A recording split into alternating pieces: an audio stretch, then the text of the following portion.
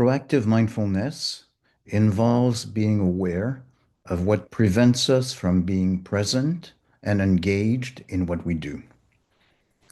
It also takes understanding it and dealing with it. All of this has to do with how our nervous system deals with interaction. We are wired to get a sense of whether a situation is safe or hostile. This is not an objective assessment, but an automatic unconscious reaction. We are often unconsciously triggered into a heightened sense of danger that is not warranted. That is, we are triggered into reacting to our preconceptions, our baggage, instead of the actual situation. In other words, fear takes over. And often, we don't even know that we're afraid. We cannot push away our reactivity through willpower. It has to do with fear, and evolution has made fear very powerful because it leads to survival. For the fear to lift, we need a sense that the situation is safe. This means we need to stay present enough to see beyond our baggage, to see the situation as it really is. Staying present is not an abstract concept.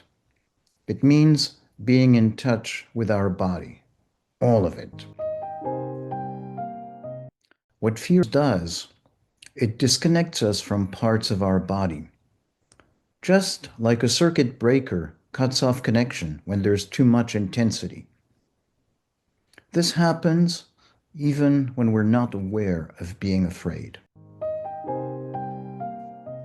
The disconnected parts are still there, but there's no flow of information, of energy going through them. So they're not available to us. As the brain keeps track of our inventory of resources, some of them have disappeared from that inventory. We function with diminished resources, and we're not even aware of it. Before we can effectively engage with the situation, we need to engage with our body to recover its full resources. It seems obvious, and yet this is so different from what we usually do. We keep trying to engage with the situation when we don't have a full deck, and we don't have all of our bodily resources available. Instead, what we need to do is first engage with our body to recover its full resources.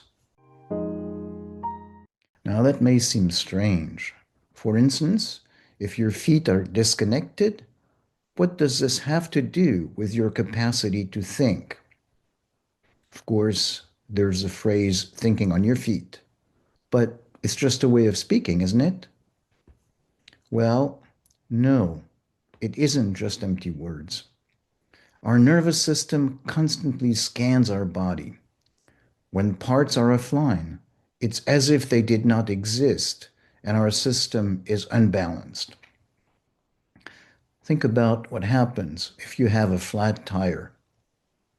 Your car still has 3 functional tires, but the whole system has now become much less able to handle the road, disproportionately so.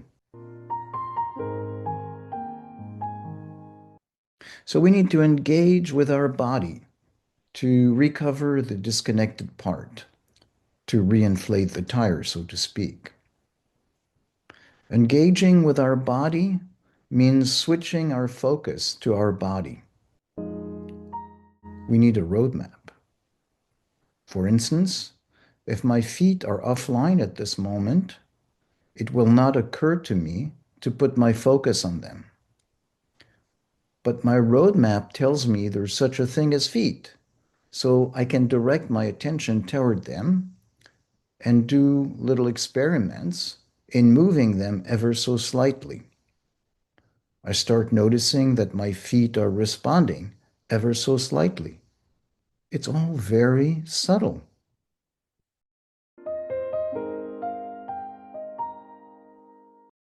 Being present means engaging, and engaging means being in that process that's like attunement.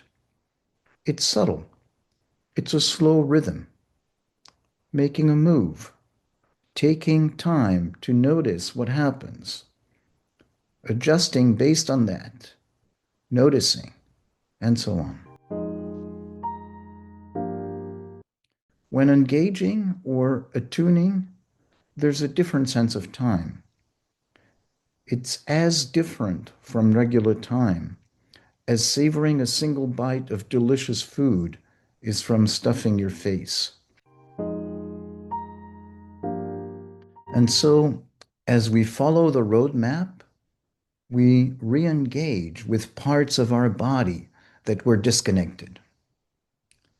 We now have our whole system available to us in this time of need. We still feel the fear, but now a bodily sense of safety counterbalances the fear. Feeling safe is not an abstract concept. It comes from the felt sense that our body is not disengaging in the face of danger. We have all our resources to face the situation.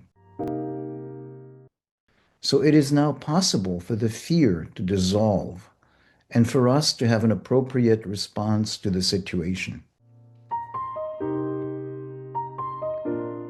I said at the beginning that proactive mindfulness involves being aware of what prevents us from being present and engaged in what we do, and understanding it and dealing with it. I hope that what I described here gives you a little more of a sense of what it is, a little taste of it that motivates you to explore it more.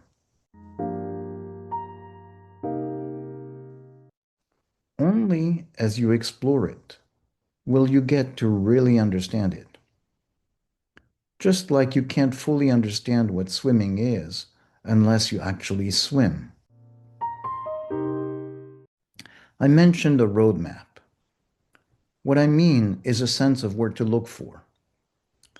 Our roadmap in proactive mindfulness is to shift our focus from the head into the three segments of the body: the feet and legs, the torso, and the core. We developed embodied skills to reconnect with the disconnected parts.